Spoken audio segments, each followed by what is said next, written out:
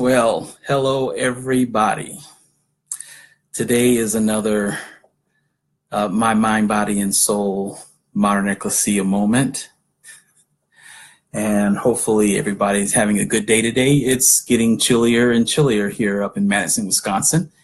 And so, not necessarily looking forward to the winter, but we're gonna get through this. God's grace is sufficient for us to get through this. Last year I complained, and I had to repent for all the complaining. But now, we're more focused this year, and we're going after it. So today, and this is just for a few minutes, I just want to share with you some afterthoughts on what we shared. I believe it was Sunday on the wineskin. The wineskins and the need to change your wineskin.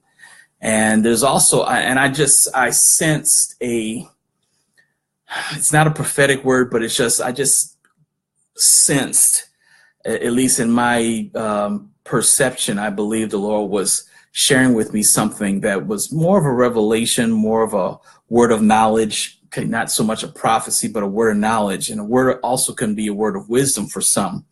Okay, for those of you that are contemplating or, you're considering, how are things going with the ministry that you're doing? And, what do I need to change? And, oftentimes it's the structure. It really is far too many times it's the structure. And if you heard the testimony when I shared it on Sunday, I shared with you about Abundant Grace in Memphis, Tennessee, how it went from a very, very traditional Pentecostal church, very rigid, very restrictive. And God is, now I want to say this, I do need to add this, because when I say those things, I'm not talking that down necessarily, because in the midst of that, God is still faithful. Okay. Wherever, I believe it was Bill Johnson that said, wherever God's word is being preached, or wherever God's word is, God is faithful to his word. Remember what Paul said? Paul said there are some, and he was speaking in the book of Philippians, I believe he was talking from prison, and he was saying that there are those that preach Christ by contention or in contention. They're supposing to add more chains to my current situation, or they're trying to restrict me. So they're preaching Christ out of contention. And there are some that preach it out of authentic experience and encounter with God and so forth. And Paul says, regardless, I rejoice. Okay. So don't read this as that I'm bashing traditional church structures. What I am saying is what Jesus said. And in all of the first three gospels, the first three of the four gospels, he said, you do not put new wine into an old wineskin, because it becomes very problematic. All right. So as I was thinking today, I realized, I said, wow, every human being should go through at least four major wineskin changes. And I said wineskin is your structure. It's how it's how you set things up so that you can interpret what you're perceiving as reality. It's how you connect with the world, with the physical arena. It's a way for you to understand. It's a way for you to filter out things as well as to receive things that are, whether those things are information, whether those things are experiences, whether those things are the overall summation of your nurture, the environment that you're a part of, and the traumas that you are exposed to, that you and I are exposed to. So the wineskin is just a way of organizing things so that you can receive a portion of life into you and experience it. Okay. So with that said, let's go through the four major wineskin changes that we do regardless. And what I'm going to say is I want to go through each phase just very, very briefly, and then do some final comments and go from there. Okay. All right. So let's bring in my favorite companion here when it comes to teaching or training or sharing a word, and that is the whiteboard. All right, the whiteboard. I'm adjusting my camera here a little bit, and just want to share this with you. These are the wineskins that every human should go through, okay? Conception to birth. Now, those of you that, let's just be honest, those of you that don't believe, that have issues with abortion or actually believe in abortion, which from my perspective, it's called murder. You know, that's really what it is. But anyway, once a child is conceived, I know some abortions say that at conception, a person's not a person. I don't believe that. And scriptures, I believe I can walk anybody through the scriptures and bear that out. Okay. But anyway, we go through a wineskin of conception to birth. All right. From conception to birth, which is usually about a 9-month period, every one of us is in a wineskin, a way of dealing with reality. Because yes, at conception, we can. This is conception of the physical being, because everyone was already spoken out of the mouth of God or spirit. And so at conception, it's the setting up of things for what God spoke us out as spirit to come into a physical body to interact with the physical realm. Okay, so from conception to birth, we're in the womb, the mother's womb, our mother's womb. And it's a very restrictive wineskin or mind-skin. All right. But during that time, we go from the way we move from this in conception to birth, we go from diapers. Okay, we're birthed, all right? At birth, we go from diapers. I'm sorry. That's wrong. This is all wrong. These little DMBs, disregard the things on the right side, okay? All right, so anyway, we go from conception to birth. When we're in dependency, we move from birth to dependency, okay? And in dependency, I'm sorry, this is correct. Believe in what these things saying, all right? All right. Anyway, we go in conception to birth. We move from, in this wineskin, we move from the womb to birth, okay? And we go and we actually begin in diapers. And then we go, well, this is kind of incorrect, so scratch all this. We go from conception to birth, and we get born. We come into this world. Immediately, the world is much larger than what we were experiencing in this first wineskin. So there has to be this adaptation. And we're from birth, we move into dependency. All right. And really, dependency, this is where we get the diapers to bicycles. The dependency stage is really from diapers to bicycles. Okay, we start out in diapers and feed me, and so forth, and then we learn a little bit about feeding. But basically, all of our needs are supplied by our parents, and in fact, we can do very little outside of some older person's parental or older sibling or whatever relative or guardians, whatever, their involvement, all right? And so we're dealing with from diapers to bicycles, all right, in that dependency stage. But at the end of dependency stage, this is actually what I'm going to be. At the end of dependency stage, we begin to leave the bicycles and we move to cars. Okay, there's a little bit in dependency where we're saying, we're coming out of dependency and we're learning how to not just ride a bike, but we're basically saying we can drive a car, and we're still living in the house, and we're still doing, pretty much still depending on someone else. Okay, but then when we get to this bicycle to car phase or stage, we begin to move into what is called an independence stage. Okay.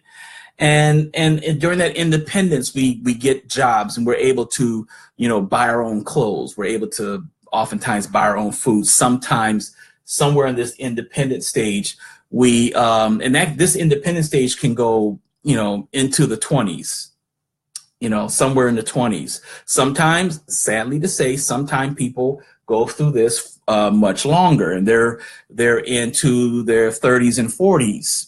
And maybe even sometimes in their 50s, and they're in this independent stage. And basically what it simply is that I can do it by myself. That's the independent stage. I can do it myself. All right. And so somewhere I guess if you want to have boundaries, it's like from the cars to having your own house. Okay.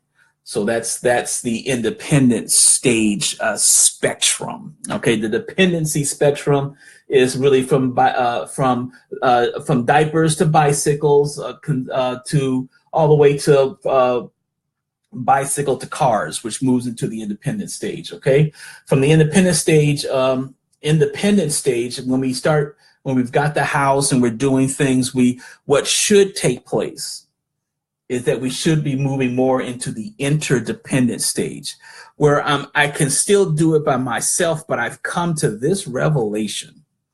And that is, yes, I can do some things by myself, a lot of things by myself. But the reality is I'm designed to work with others. Okay. And that really, I guess the boundaries, and these are my conceived boundaries. Okay. You may want, if you want to argue them, do your own posts.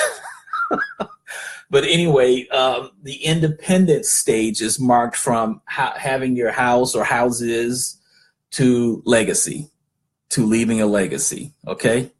And so anyway, there's at least 4 wineskin changes that every human being goes through.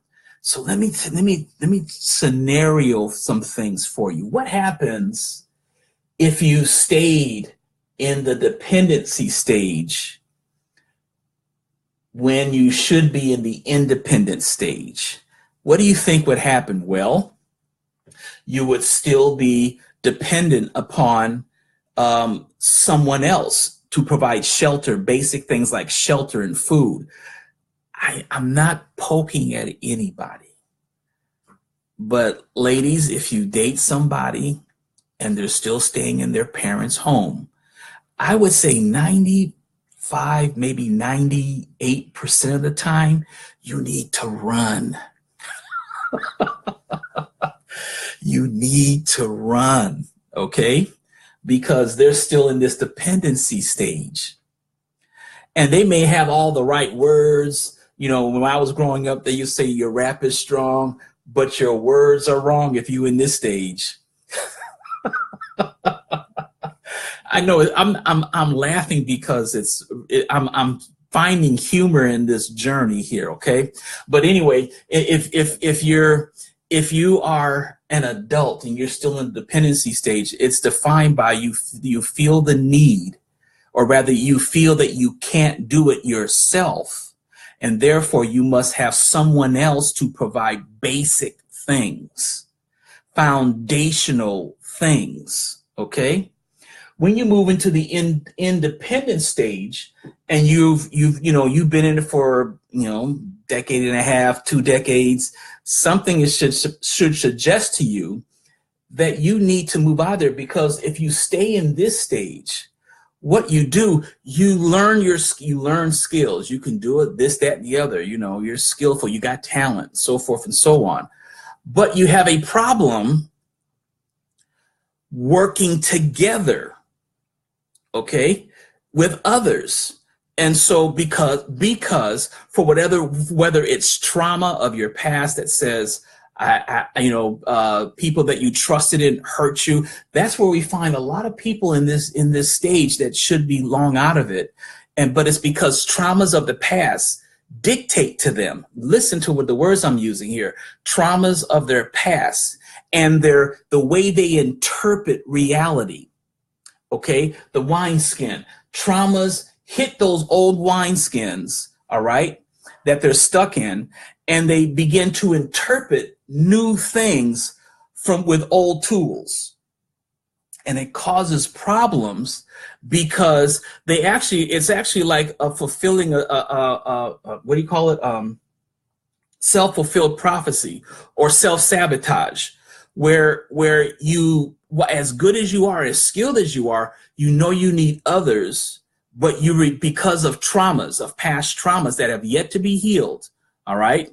And that's actually what could be called an autoimmune condition. Okay. And basically it's where those that are supposed to be with you and together you all do a greater expression of living. You're not able to do that because the memory of the past traumas, of the past times you tried to trust and it didn't work, over influence your wine skin, your way of thinking, your way of perceiving, your way of interpreting events. And so you revert to, do I have a pen? I'm gonna see where I can put this. You revert to a coping or a defense. Is that C? Defense, and you can just say mechanism. How's that? Yeah, everybody can read that? Good. It ties in, basically it causes, rather actually the wineskin activates. The wineskin will activate a coping or a defense mechanism that and a coping defense mechanism allows you to cope with things that are happening that remind you of traumatic events in your life. Okay, you learn to manage the pain. People who have been in poverty, or who grew up in extreme poverty, there's the way they cope with it is that they may have a tendency sometimes to overexert the need to stay out of poverty. And so the way they cope with it, when things go down, like a lot, you talk about, we used to talk about millionaires and how the genuine, authentic millionaires are the ones that can lose everything and they can be bankrupt, but somehow they pick it back up and they regain their millions and actually make more sometimes. All right. And so those are people that are not using a coping or defense mechanism oftentimes. All right. But what happens is, I'm just using money as an example, right? But oftentimes what goes on is that something we remember, or something happens in the now, and it looks like a previous trauma. And if we allow our soul, because all this memories and stuff is in our soul, it's in our unconscious mind, or subconscious mind. It's usually not in the conscious mind until we bring it back up. And so when we experience something that reminds our soul of a previous trauma, a coping mechanism, which is let me just give you the process. Imagination kicks in, and then all of a sudden I'm recording, I'm replaying the previous trauma, and I'm looking for markers, for reference points. Okay, this one, that old trauma, yeah, this happened there, or what's happening now happened then. Okay, yeah, and there's another marker, and so yeah, I see. Yeah, and we basically we're moving from imagination, and we're interpreting what's going on now based on the markers and the reference points of the past. And so we began to say, that happened before, and it's, man, that hurt, and I still, man, and then your emotions kick in, boom, and you start feeling all the yucky feelings that you felt when you first went through the trauma, okay, in the past. And then all of a sudden, somewhere along the line, your choice and your will kicks in. And how did I deal with this before? How did I learn to cope with that? And you pull up a method, a process.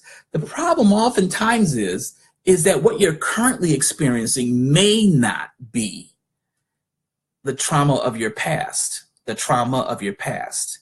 All right.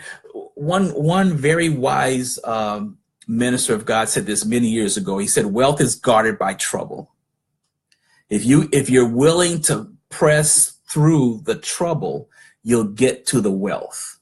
And wealth, the wealth is not just financial resource. There's a wealth of wisdom, wealth of knowledge. There's a wealth of opportunities. There's a wealth of relationships. But oftentimes that wealth of whatever it is guarded by trouble. All right. There are things that will try to remind you that this will happen. Now, again, there are some times where, yes, it is the exact same thing.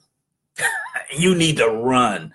You need to look at it and say, you know what, this is the exact same thing. And then you need to look at it and say, what am I doing to attract that?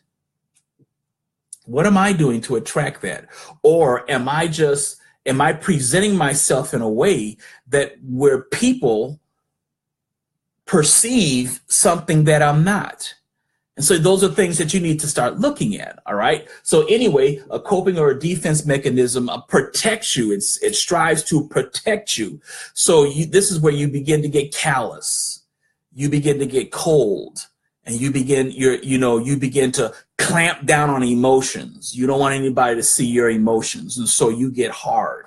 You remember the movie? I never saw it. Maybe I should go see it. The movie Get Hard, where what's his name? What is that? The comedian was trying to get the other Will Ferrell, I believe, to prepare for a prison term. Same situation here. That's what the coping and the defense mechanisms do. They prepare you for what you have perceived is coming.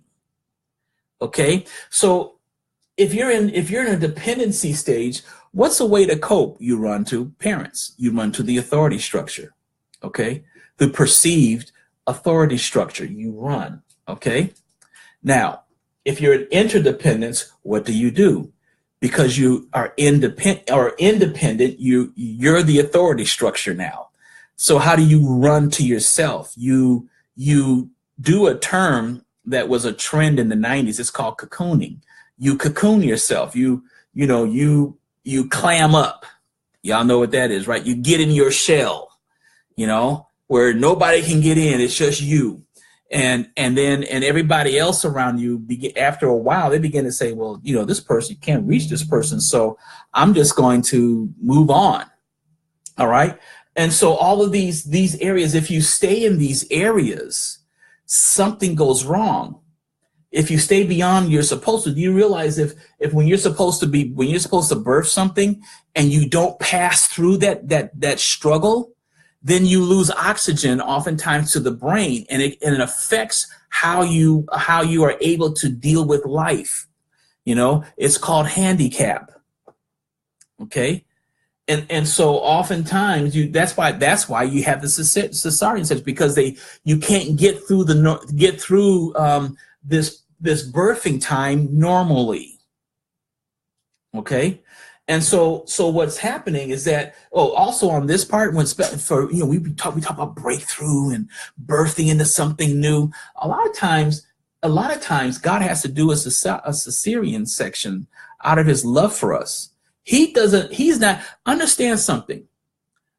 God is not simply saying, change that wineskin or I'm going to whack you. That's not what he's doing. Change your wineskin or I'm going to strike you down. No, that's not what he's doing. God desires all of his children to change. And so he's constantly wooing us and reaching out to us. A lot of times the stuff that goes on with us in the midst of these wineskin times is that we sow certain things and we reap it. That's really what it is. It's not God coming down and exerting a punishment on you. It's we reap what we sow. Okay. If we're supposed to move if we're in dependency and we're supposed to be moving into independence, but we continually are sowing seeds into dependency, where I don't know how to think, right? I don't know how to make good decisions. So somebody tell me. And there's really throughout all of this, there's really one prime number one authority figure, and that's supposed to be God. That's why you have Revelation in Revelations 3, speaking to the Laodicean church. They were in an independent stage. I have everything. I don't need anything. In other words, I'm self-sufficient. And Jesus said, but you don't realize that you're poor, you're blind, and you're naked. In other words, the church at Laodicea was supposed to move from independence into interdependence, but they chose not to. And so Jesus said in Revelations 3:20, he says, behold, I stand at the door and knock. If anyone will open the door to me, that's the door of our hearts. That's the door of our hearts. So at any one of these stages where we're trusting, where something else is our source other than God, he's knocking on the door of your heart. And he's saying, let me in, let me be the source. Because interdependency is a combination of independence and dependency. Okay? It's a combination. It's interdependency, where I recognize I'm responsible for certain things, but I also recognize to fulfill God's call in my life, I need others. And I need to, and I need to learn how to share the call. See, this, and I believe this would happen to some leaders. You know, I used to hear leaders, I don't hear it that much anymore, and I thank God for that. I used to hear leaders say, you know what? God's called me to take the city. Well, guess what, brother, sister? God didn't just call you. What you're supposed to be doing is finding others who have the same call. And you're supposed to move from independence. God has given me the city. No, that's, how should I phrase this? I want to phrase this properly. Okay. God has given you the city, a portion of it. You're supposed to be part of a group that influences the city. That's what's really going on. You're supposed to be part of a group of godly leaders who, through mutual accountability and responsibility, they begin to take and they begin to exert influence on how the city conducts its affairs. It's called social transformation. Kingdom transformation breeds social transformation. Okay, so at any one of these levels, something can get in the way, and you'll find Jesus at the door of your heart knocking, saying, if you will open up and let me come in, then it'll be two of us. It'll be two of us. And as you and I begin to commune one with another, you'll start learning more of my ways, how I do things. You'll learn to trust me even in places where before trust was violated. And you'll be able to do things. You'll be able to try again. And as you flow with me and walk with me, I'll mature you to the point where you will be able to live above those things. And even if it looks like something in the past, you won't resort back to these coping or defense mechanisms.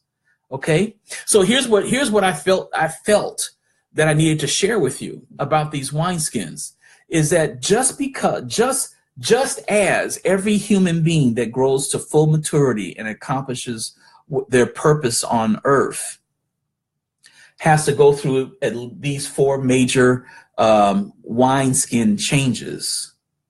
Okay. Members of the body of Christ need to start going through wineskin changes quickly. And in fact, I strongly believe that there's going to be acceleration going on. For some of you, I heard a statistic. I don't know how factual it is, but I'm going to look it up. I was given the name of the researcher. I believe this person might even be in Europe, but they were doing some research on churches. And I'm not sure if it's over the last 30, 40 years or the last 10 years, but a statistic came out that 18 million people have left the traditional church because of the need of more of God. And that sounds like a ridiculous statement because Because for many in the traditional wineskin, the church is where God is. And basically, if you're going to find God, you've got to come to the church. And so it's like, for some of you that will listen to this, I know some of you, the coping and defensive mechanism went on full alert. Red alert, red alert, red alert, false doctrine, false teaching. So anyway, God wants first and foremost, God wants personal relationship. This is where Israel messed up. Exodus, I believe, is 24 or might be 32 or something like that, but it's in the book of Exodus. Remember when they were when God came down on Mount Sinai and there was the thundering and the lightning and all this, and see, they were at a point of a wineskin shift. They were at a point of a wineskin shift. And God was saying these things. Basically, what God was doing the Kurtaba, which was the covenant. It was an establishing of the covenantal agreement. God was saying, if you're gonna walk with me, this is what I require. This is what I require. And it scared them. Fear came in. Where did the fear come from? Well, maybe it was back in Egypt, the slavery that they were in, and fear immediately came up. It looked like a previous trauma where, just as the Egyptian slave master said, you're going to do this and you're going to do this and you're going to do that, or you get the penalty. God was saying, you're going to do this, you're to do this, you're to do this. And a previous trauma. It looked like it was a previous trauma, but in reality, it wasn't. It was not, but it appeared to the Israelites as a previous trauma. And so you know what they did? This is what they said, Moses, hey, check this out. Let's do this. This God that's supposed to be ours is too much for us. We don't know what to do. We're literally frightened we're shaking in our boots, or we're shaking in our sandals, And he said, look, let's just do it like this. You go to God and and hear from him, and then you come down and tell us what he said, and whatever he says, we're gonna do. How about that, Moses? How does that sound? They did it again in 1 Samuel, I believe it's chapter 9. Where they came to Samuel and they said, look, your sons ain't going the way you're going and you're getting old. They said, we want a king like the other nations. They said, this arrangement is not really working out well from what we could see, and we remember how the Philistines and the other nations attacked us and took of our stuff. We want a king that will go out and lead us into battles. And just like the other nations, they were dealing with a previous trauma, okay? And they were not willing. They were simply, because they interpret things through their past, they were not willing to move into that next stage of growth, okay? They said, the wineskin, we don't want to give up. It's safer to stay with what we know. And that's where many congregations and ministries are right now. You feel that it's safer to stay with what you know. And God is, I really believe that God is saying to us now, accelerations are going to increase. And as acceleration increases, the need to change wineskins will become more frequent. All right. The testimonies that I shared, each one, there was a transition period of maybe a few years for each one, with Dwayne Hunt, Abundant Grace, and Mike Parsons out in England or out in Great Britain. And I know there are others, but if you think about it, most of those changes, those changes that sought to bring people into a particular timing and plan of God, it takes a few years. Okay, but I strongly believe that it's going to increase now, and it won't take as long, because there's so much God is wanting to give to us. But where we are right now, there has to be a lot of catching up. I experienced this even in a working a job. In fact, I was working for a company that used to be owned by Procter and Gamble. And when I got there as a computer operator, but my manager found out that I was on a pay band of a secretary, of an admin person, a basic admin, not even an executive admin. And so it took about a year and a half, and I wound up getting about 4 raises during that time. And those were the stages to get me to where I actually should have been getting paid originally. All right. Or they got me on that. They had to catch me up. And I really believe what's going to happen for many is that the need to change wineskins is going to become more frequent. Some of you will go through a change, and you'll see the change in maybe 7-8 months, and you'll start reaping the benefits of it. And then maybe around 11th and 12th month, God will say it's time to change again. You're going to have to move on. Isn't this what the Israelites did while they were in the wilderness? Before they went to the wilderness, they would move one place and they would settle, and then the glory cloud would move on, and they would move again. And yeah, even also throughout the 40 years of the wilderness, that still happened. But do you see what I'm saying? The wineskin changes. They had to change their wineskin every time they moved, because the terrain would be different. The way they went after food would be different. All this, those things had to shift. The way they went and got water had to shift every time. All right. The way they fought wars, they had to hear God each time and develop a whole new different war strategy. Joshua, 7 years of battles. And each time they had to hear God as far as the war strategy, how we're going to do things, how we're going to perceive the enemy, and how we're going to do these things. They had to deal with that each time. So there's going to be a lot of changes. And the need for changing your wineskin is going to become more and more frequent.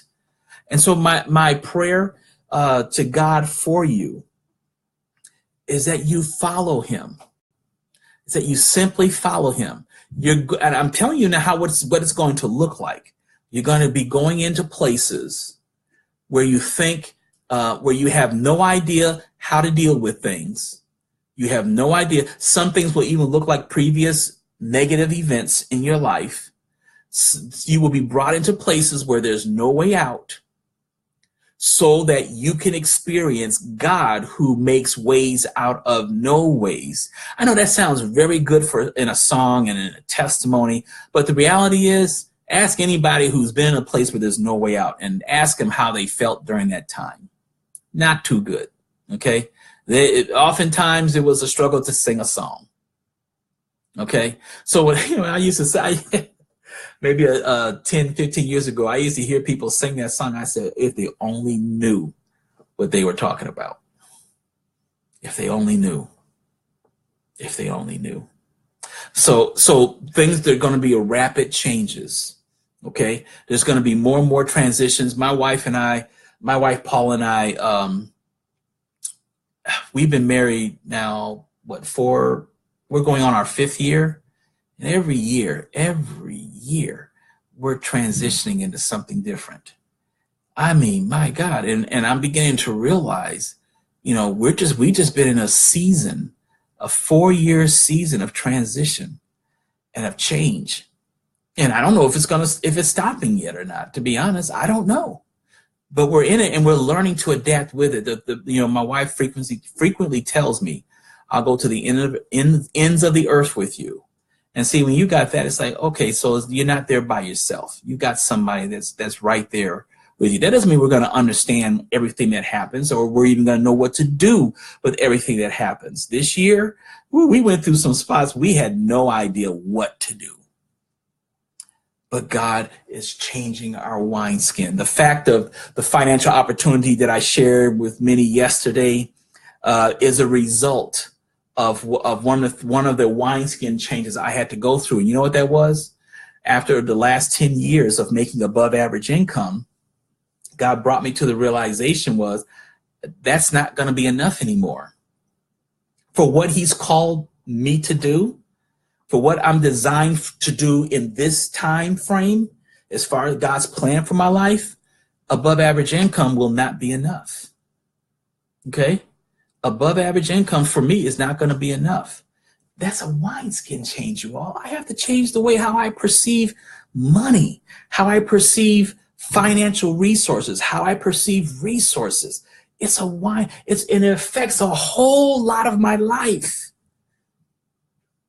So I'm going through one of these right now. So I'm not just talking this stuff out. I'm right smack dab in the middle of it right now. My wife and I, we're right in the middle of it.